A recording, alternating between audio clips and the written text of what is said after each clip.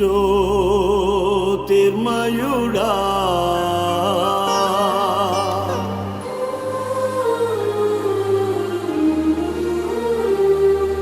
నా ప్రాణప్రియుడా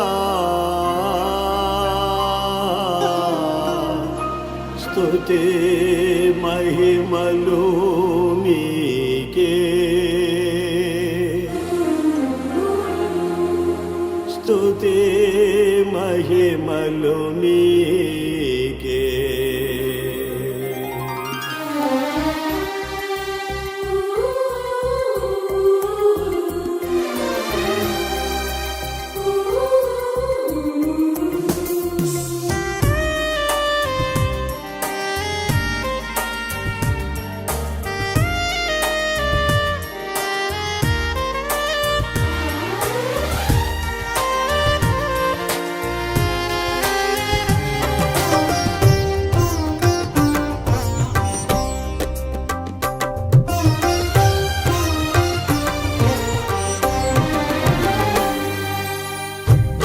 జ్యోతిర్మయుడా నా ప్రాణప్రియుడా స్తుతి మహిమలు నీకే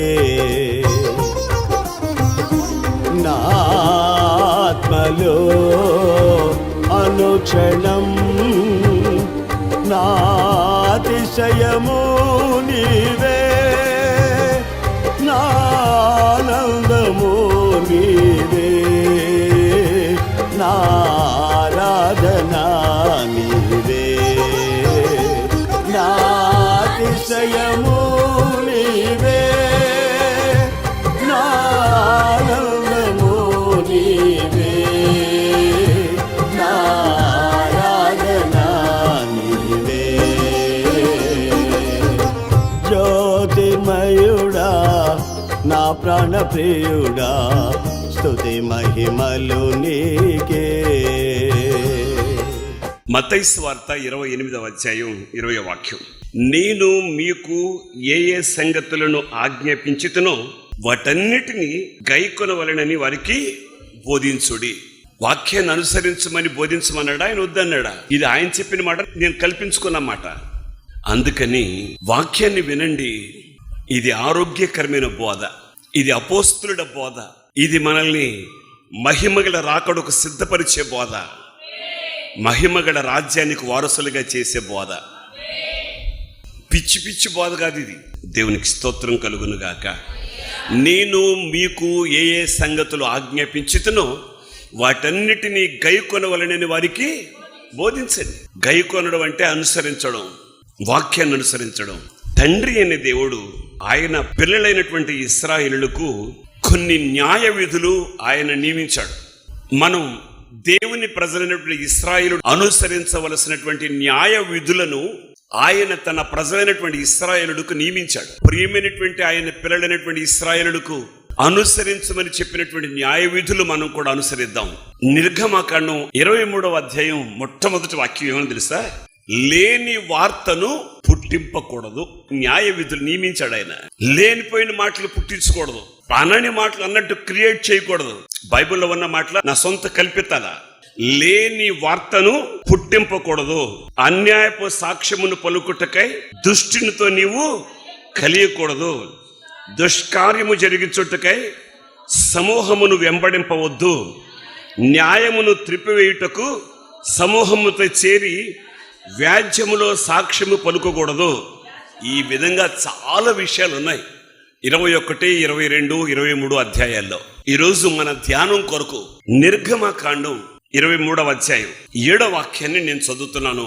ఆయన మనకు నియమించినటువంటి న్యాయ విధులు ఇవి. అబద్ధమునకు దూరముగా ఉండుము, నిరపరాధినైనను నీతిమంతుడైనను చంపకూడదు, నేను దుష్టుని నిర్దోషిగా ఎంచను. ఈ 7వ వాక్యంలోనే 3 ఆత్మీయమైనటువంటి అనుభవాలు ఉన్నాయి.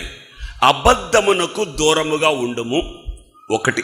రెండవది, నిరపరాధినైనను నీతిమంతునైనను చంపకూడదు. మూడవది, నేను దుష్టుణ్ణి నిర్దోషిగా ఎంచను. 3 ఆత్మీయమైనటువంటి అనుభవాలు ఉన్నాయి. ఏ విధం చేతనైనా క్రీస్తు స్వరక్తమిచ్చి సంపాదించిన సంఘం సిద్ధపడాలి, సంఘం ఎత్తబడాలి, సంఘం నిర్దోషమైనదిగాను, నిష్కళంకమైనదిగాను, నిరపరాధులుగాను, పరిశుద్ధమైనదిగాను ఆయన ఎదుట నిలవబడాలి. అపోస్తలుల బోధ ఎట్లా ఉంటుంది తెలుసా? సర్ప సంతానమా, రాబో ఉగ్రత నుండి తప్పించుకున్నటకు మీకు బుద్ధి చెప్పిన వాడు. ఇది అపోస్తలుల బోధ. మూర్ఖులకు ఈ తరం వారుల నుండి వేరై రక్షణ పొందండి అనేది అపోస్తలుల బోధ. అపోస్తలుల బోధ ఆ విధంగా ఉంటది. అపోస్తలుల బోధ మహిమగల రాజ్యానికి నడిపించే బోధ. ఏ విధం చేతనైనా సంఘాన్ని పెండ్లి కుమారుని రాకడ కొరకు సిద్ధపరచాలని, పెండ్లి కుమారుడు వచ్చినప్పుడు పెండ్లి కుమార్తె అనే సంఘం ఎత్తబడాలని, అట్టి కృప దేవుడి సంఘానికి అనుగ్రహించునుగాక. హల్లెలూయా. సంఘం ఎత్తబడాలి. నిర్గమకాండం 21వ అధ్యాయం, 22వ అధ్యాయం, 23వ అధ్యాయంలో ఆయన కొన్ని న్యాయ విధులు నియమించాడు. వాటిలో 23వ అధ్యాయం 7వ వాక్యంలో అబద్ధమునకు దూరంగా ఉండు. ఎవరు? క్రీస్తు రక్తం చేత కడగబడి పరిశుద్ధులుగా నిలవబడి పరిశుద్ధమైనటువంటి సంఘంగా కూడుకొని మహిమగల రాకలో ఎత్తబడడానికి సిద్ధంగా ఉన్న దేవుని పిల్లలారా, నేనైనా నీవైనా మనం అబద్ధానికి దూరంగా ఉందాం. లేని వార్తను పుట్టించకుండా, కల్పనా కథలు చెప్పకుండా ఉందాం. ఆయన ప్రజలైనటువంటి ఇశ్రాయేలుకి ఇచ్చిన న్యాయ విధులు ఏమిటంటే అబద్ధానికి దూరంగా ఉండు. దేనికి దూరంగా ఉండాలి మనం? యేసు క్రీస్తు రక్తం చేత కడగబడినటువంటి మనం, పరిశుద్ధ సంఘంగా కూడుకున్నటువంటి మనం, క్రీస్తు రక్తం చేత కడగబడినటువంటి మనం, కొనబడినటువంటి సంఘం అబద్ధానికి దూరంగా ఉండాలి. సామెతల గ్రంథం 30వ అధ్యాయం 8వ వాక్యాన్ని, వ్యర్థమైన వాటిని అబద్ధములను జ్ఞాని సొలొమోను మనవి, పేదరికమనేను ఐశ్వర్యమనేను నాకు, పేదరికం వద్దంట, ఐశ్వర్యం కూడా అక్కర్లేదట, దయచేయకుము, తగినంత ఆహారం నాకు అనుగ్రహించు. దేవునికి స్తోత్రం కలుగునుగాక. తగినంత ఆహారం నాకు చాలయ్యా. వ్యర్థమైన వాటిని, అబద్ధాన్ని నాకు దూరంగా ఉంచు. Praise the Lord. రాజైన సొలొమోను జ్ఞానం లేనివాడా, వివేకం లేనివాడా, తెలివి తక్కువవాడా? ఎందుకు కోరుకుంటున్నాడు? ఒక రాజయుండి సింహాసనాసీనుడైన రాజు, రాజ్య పరిపాలన చేసే రాజు సొలొమోను జ్ఞానానికి ఏమైనా తక్కువ? ఆయన జ్ఞానాన్ని గూర్చి వినినటువంటి ఆ షెబా దేశ ప్రాణి తనను శోధించడానికి వచ్చిందే 1200 మైళ్ళు ఒంటెల మీద ప్రయాణం చేసి. రాజైన సొలొమోనుకి ఏమైనా జ్ఞానం కొదువైందా? తెలివి తక్కువడా? వ్యర్థమైన వాటిని, అబద్ధమును నాకు దూరంగా ఉంచు. యేసు ప్రభు కూడా ఒక అద్భుతమైనటువంటి మాట చెప్పాడు. చదువుదామా పరిశుద్ధ గ్రంథంలో యోహాను సువార్త 8వ అధ్యాయం 44వ వాక్యం. మీరు మీ తండ్రి యగు అపవాది సంబంధులు, మీ తండ్రి దురాశలు నెరవేర్చుకోరుచున్నారు, మీ తండ్రి దురాశలు నెరవేర్చుకోరుచున్నారు. ఆది నుండి వాడు నరహంతకుడై ఉండి సత్యమందు నిలిచిన వాడు కాడు, వాని యందు సత్యమే లేదు. వాడు అబద్ధమాడినప్పుడు తన స్వభావమును అనుసరించియే మాట్లాడును. వాడు అబద్ధికుడును, అబద్ధమునకు జనకుడు. అంతే. ఎందుకు దూరంగా ఉండమని చెబుతున్నాడంటే, అబద్ధం ఆడామనుకోండి, ఇక మన తండ్రి యేసయ్య కాదు వాడు. అందుకని యేసు ప్రభు స్వయంగా చెప్పే మాట మీరు 8వ అధ్యాయం 31వ వాక్యం చదివితే మీకు అర్థమైపోద్ది. కాబట్టి యేసు తను నమ్మిన యూదులతో, మీరు నా వాక్యం ముందు నిలిచిన వారైతే, అట్లా ప్రారంభించి చెప్తున్నాడు 44వ వాక్యంలో, మీరు నా పిల్లలు గనుక మీరు అబద్ధం ఆడబాకండి, నేను సత్యవంతుడు గనుక నేను సత్యాన్నే కోరుతున్నాను, మీరు సత్యానికి స్తంభాలుగా ఉండండి. దేవునికి స్తోత్రం కలుగునుగాక. అబద్ధం మీద పునాది వేయబాకండి, అబద్ధాలు చెప్పబాకండి. అబద్ధాల మీద పునాది నేను వేసినా ఆ కట్టడం నిలబడదు, కూలిపోద్ది. ఏమన్నా చేయండి, మీరు పరలోకానికి వెళ్ళిపోతారు అని చెప్పాను అనుకోండి, అబద్ధం కూలిపోద్ది. యోహాను సువార్త 8:46 వాక్యంలో, నా యందు పాపం ఉన్నదని మీలో ఎవడు స్థాపించును, నేను సత్యము చెప్పుచున్న ఎడల మీరెందుకు నన్ను నంబరు? దేవుని సంబంధి అయిన వాడు దేవుని మాట వినును. దేవునికి స్తోత్రం కలుగునుగాక. దేవుని సంబంధులైతే దేవుని మాట వింటాడు, గైకొంటాడు. అబద్ధాలాడే వాడి సంబంధులమా? లోకాన్ని పరిపాలిస్తున్నటువంటి వాడి సంబంధులమా? లేక సత్యం అయ్యున్నటువంటి దేవుని సంబంధులమా? నేనే మార్గం, సత్యము, జీవమనయ్యున్నాను. మనం సత్య సంబంధులమో, అబద్ధాలాడతాడే అబద్ధానికి జనకుడు వాడి సంబంధులమో మనం తేల్చుకుని అబద్ధానికి దూరంగా ఉండు. యోహాను మొదటి పత్రిక 2:21 వాక్యం, మీరు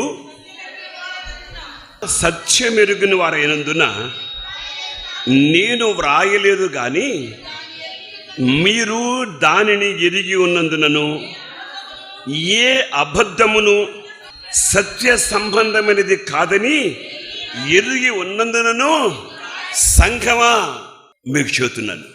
ఏ అబద్ధం కూడా సత్య సంబంధమైనది కాదు. ఏ అబద్ధం కూడా నిజం కాదు. అబద్ధం అబద్ధమే, అంతే. కనుక ప్రియులారా, మనం అబద్ధానికి దూరంగా ఉందాం.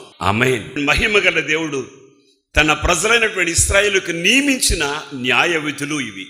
119వ కీర్తన 29వ వాక్యంలో, కపటపు నడత నాకు దూరం చెయ్యి అయ్యా, అబద్ధం నాకు దూరం చెయ్యి అని సామెతల గ్రంథకర్త జ్ఞాని సొలొమోను కోరుకుంటే, 119వ కీర్తన గ్రంథకర్త 29వ వాక్యంలో కపటపు నడత, అదేమో నడతో నాకు తెలియదు, కపటపు నడత నాకు దూరం చేయ్యా. కపటపు నడక నేను నడవకూడదయ్యా. మందిరంలో ఒక నడక, బయటకు వెళ్ళిన తర్వాత ఒక నడక, అది కపటపు నడక. దేవుని సన్నిధిలో ఏ విధంగా నడుస్తున్నామో బయటకు వెళ్ళినా అదే నడక. ఇంట్లో ఏ విధంగా నడుచుకుంటున్నామో సంతలోకి వెళ్ళినా అదే నడక.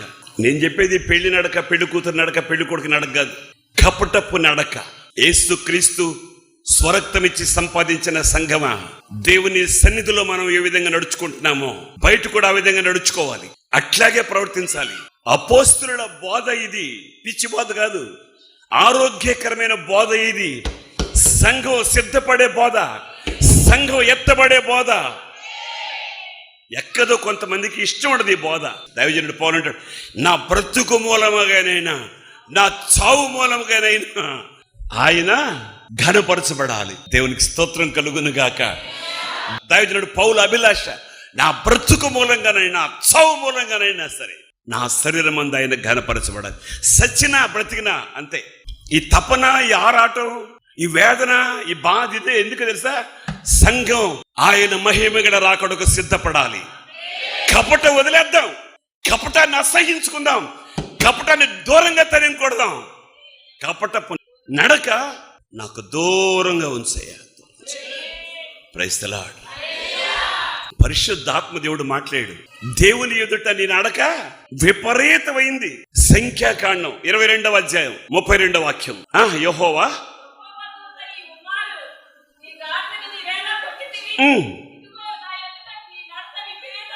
నా ఎదుట నీ నడత. దేవుని సేవకుడు, ఇశ్రాయేలుని దీవించే ఒక గొప్ప దైవజనుడు. ఒక దైవజనుడు మాట దేవుడు రూఢిపరుస్తాడు. బిలాము ప్రవక్త ఏం చెప్తే అది జరిగింది. ఆ దైవజనుడు నడక విపరీతమైందంట. అమ్మో, ఇంత భక్తుడా, ఇంత భక్తురాలా? కపటపు నడక నాకు దూరం చేయి. దేవుని ప్రజలైనటువంటి ఇశ్రాయేలుని ఆశీర్వదించే దైవజనుడిని దేవుడు మాట్లాడుతున్నాడు గాడిద ద్వారా. నా ఎదుట నీ నడత విపరీతమైంది. ఏం చూశాడు? మంచి నడవడి కలిగి ఆయనకు ఇష్టలుగా బ్రతుకుదాం. ఆమేన్. లోకపు ఆడంబరం మనకొద్దు, లోకపు అలవాట్లు మనకొద్దు. కారణం ఏంటో తెలుసా? లోకము దాని ఆశ గతించిపోతాయి. లోకము దాని ఆశ గతించిపోతాయి.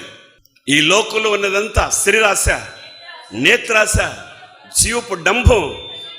ఇవి తండ్రి వలన పుట్టినవి కావు, అవి లోక సంబంధమైనవి.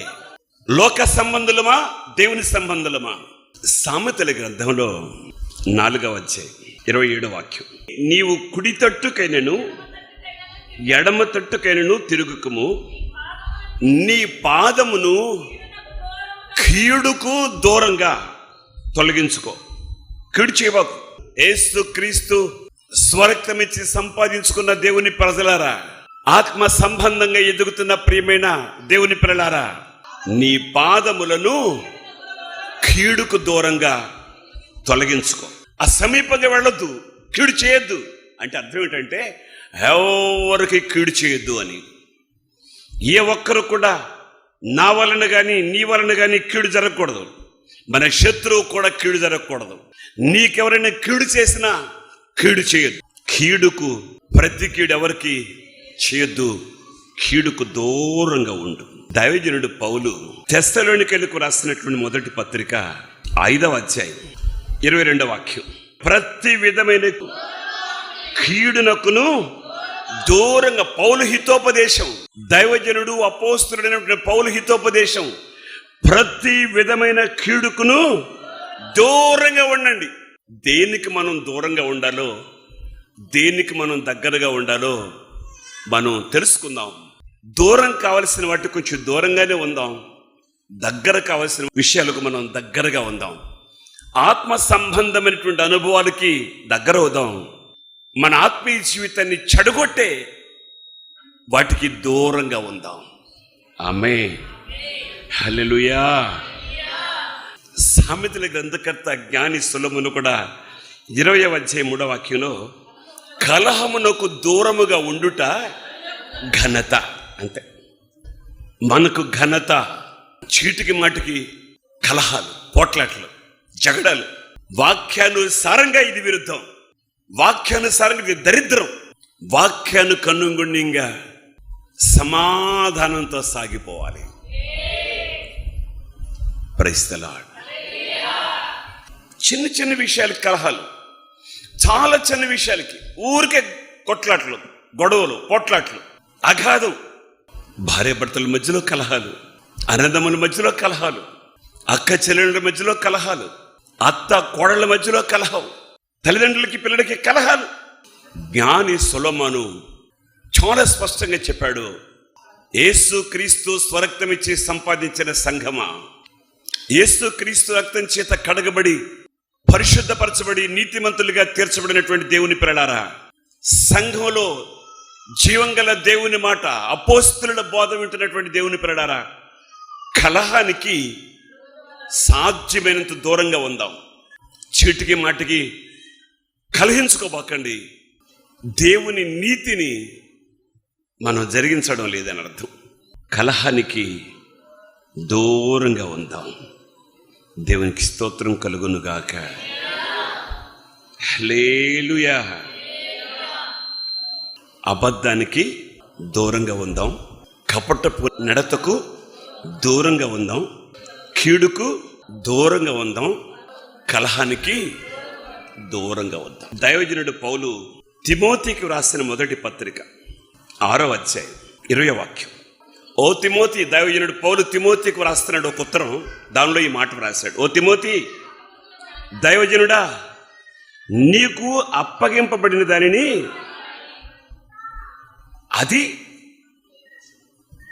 అది అసలైన విషయం. సేవకుడా, దేవుడు నీకేం అప్పగించాడో దాన్ని కాపాడువయ్యా. ఓ తిమోతి, నీకు అప్పగింపబడిన దాన్ని కాపాడి అపవిత్రమైన, ఒట్టి మాటలు అంటే అబద్ధమేగా, అపవిత్రమైన ఒట్టి మాటలకును జ్ఞానమని అబద్ధముగా చెప్పబడిన విపరీత వాదములకును, 3 మాటలు, అపవిత్రమైన ఒట్టి మాటలు, జ్ఞానమని అబద్ధంగా చెప్పబడిన విపరీత వాదాలకి దూరంగా ఉండు. అంతే, దూరంగా ఉండు, దూరంగా ఉండవయ్యా. దేవుని పిల్లలారా, క్రీస్తు రక్తం చేత స్వరక్తమిచ్చి సంపాదించిన సంఘమా, అబద్ధం చెప్పుకునేవాడు చెప్పుకోయి బతుకంతే, ఒట్టి మాటలు చెప్పుకునేవాడిని చెప్పుకొని వాడు బతుకంతే, మారడు. ఎన్నైనా విను, మారడు. కపటపు మాటలు చెప్పేవాడిని చెప్పని, మారడు. ఎన్నెన్న వాక్యాలు చెప్పు, చెవిటాడు ముందు శంఖ ఊదినట్టే. మార్పు రావాలి, మార్పు రావాలి. ప్రతి వ్యక్తి ఆత్మీయ జీవితంలో మార్పు రావాలి. విపరీతమైనటువంటి వాదములకు దూరంగా ఉండు. దైవజనుడు పౌలు తీతు పత్రిక 3వ అధ్యాయం 9వ వాక్యాన్ని కూడా ఒక్కసారి చదువుకుని ముగించుకుందాం. అవివేక తర్కములను, అమ్మా, వంశవళులను, కలహములను, ధర్మశాస్త్రములకు వచ్చిన వివాదములను, నిష్ప్రయోజనమును, వ్యర్థమునై ఉన్నవి గనుక వాటికి దూరంగా ఉండు. చాలా ఉన్నాయి అక్కడ. నిర్గమాకాండం 23వ అధ్యాయాన్ని, తీతు పత్రిక 3వ అధ్యాయం 9వ వాక్యాన్ని కూడా ఒకసారి 2 సార్లు చదవండి, మీకు అర్థమవుతాయి. దేనికి మనం దూరంగా ఉండాలో, ఏ ఏ విషయాలకు మనం దూరంగా ఉండాలో ఆ విషయాలకు మనం దూరం అవుదాం. ఆత్మ సంబంధమైనటువంటి అనుభవాలకు దగ్గరగా చేరుకుందాం. ఆయన మహిమగడ రాకడకు సిద్ధపడదాం. సంఘం ఎత్తబడాలి. ఆయన మహిమగడ రాజ్యానికి వారసులం కావాలి.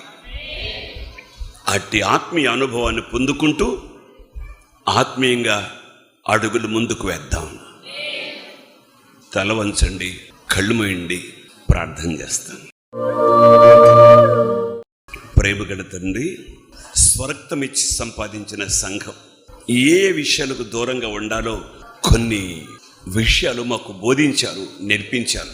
వినడానికి అనుకూలంగా మరి మాట్లాడారు. మా పితరులైనటువంటి ఇశ్రాయేలుతో చెప్పారు. న్యాయ విధులు నియమించారు వాళ్ళకి, అబద్ధానికి దూరంగా ఉండు అని. జ్ఞాని సొలొమోను కూడా చెప్పాడు, అబద్ధం నాకు దూరపరచయ్యా. మేము అబద్ధానికి దూరంగా సత్యానికి స్తంభాలుగా, సత్యానికి స్తంభాలుగా, అబద్ధానికి దూరంగా మమ్మల్ని సిద్ధపరచును ఆయన. కపటపు నడత మా దరిదాపులకు రాకూడదయ్యా. మా భక్తిని, మా విశ్వాసాన్ని, మా ప్రార్థనా జీవితాన్ని కాపాడుకుంటూ పనికిరాని విపరీతమైనటువంటి నడక నడవకుండా ఆత్మ సంబంధమైనటువంటి అనుభవాలతో సాగడానికి కృప చూపండి. అదే సమయంలో అయ్యా, విపరీతమైనటువంటి వాదాలకు కానీ, వాదోపవాదాలకు కానీ, తర్కాలకు కానీ మేము పోకుండా, మా అడుగులు జారిపోకుండా సంఘంలో మేము సత్యానికి స్తంభాలుగా నిలకడ కలిగి ఉండడానికి క్రీస్తు యేసే ముఖ్యమైన మూలరాయి ఉండగా, అపోస్తలుడు ప్రవక్తలు వేసిన పునాది మీద మమ్మల్ని కట్టండి అయ్యా. సంఘాన్ని బలపరచండి ప్రభువా, సంఘాన్ని స్థిరపరచండి అయ్యా, సంఘాన్ని సిద్ధపరచండి. సంఘం నిర్దోషమైనదిగాను, నిష్కళంకంగాను, పరిశుద్ధమైనదిగాను, మహిమగల సంఘంగాను నీ ఎదుట నిలబడుటకు శక్తి కలుగు చేసి మహిమగల రాజ్యానికి వారసులుగా నడిపించుమని, మా నడత విపరీతమైనది కాక, కపటపు నడత కాక, ఒక పరిశుద్ధమైనటువంటి అడుగులు వేస్తూ పరిశుద్ధమైనటువంటి అనుభవం కలిగి సాగడానికి సహాయం చేయమని నజరేయుడైన యేసు నామములో ప్రార్థన చేసి వేడుకొనుచున్నాము తండ్రి. ఆమేన్.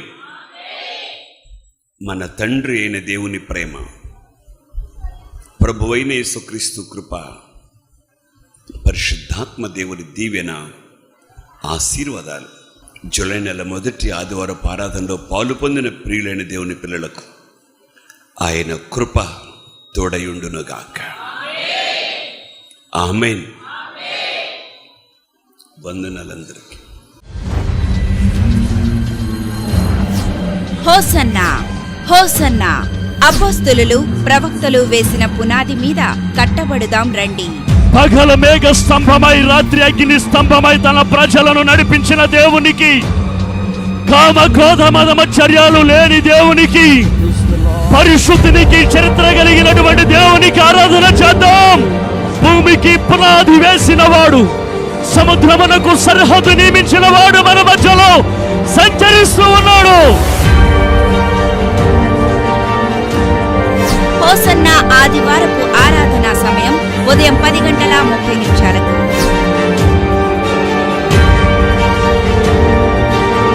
ఆత్మీయులైన దైవజనులు పాస్టర్ ఈడి కృపాదానం గారు ఉపదేశ సారమును బోధించెదరు. నీవు విచారణ చేయవలసింది ఏమిటి తెలుసా? ఏ పొలంలో సమృద్ధి అయినటువంటి ఆత్మీయ ఆహారం దొరుకుతుంది, ఏ పొలానికి పెడితే పరిశుద్ధత ఉంది. నేను పరిశుద్ధుడిని అని చెప్పుకునే చోట పరిశుద్ధత లేదు. మేము మాత్రమే పరిశుద్ధులు, మమ్మల్ని మించి పరిశుద్ధుడి లోకంలో లేదని చెప్పుకునే అబద్ధాల మాటలు నమ్మకండి, మోసపోవద్దు. పరిశుద్ధత కనబడుతుంది. పరిశుద్ధులని పిలిపించుకోవడం కాదు, నీ నడక నీ పడక పరిశుద్ధంగా ఉండాలి, నీ మాట పరిశుద్ధంగా ఉండాలి, నీ మార్గం పరిశుద్ధంగా ఉండాలి, నువ్వు వేసే ప్రతి అడుగు పరిశుద్ధంగా ఉండాలి.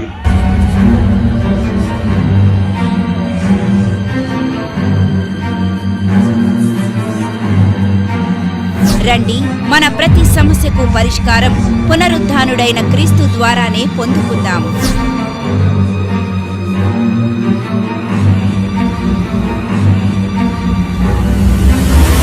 మా చిరునామా పాస్టర్ ఈడి కృపాదానం గారు, Hosanna Mandir, teachers colony, Gudivada, Krishna జిల్లా. సెల్ నంబర్స్ 9440151662 మరియు 8520099954.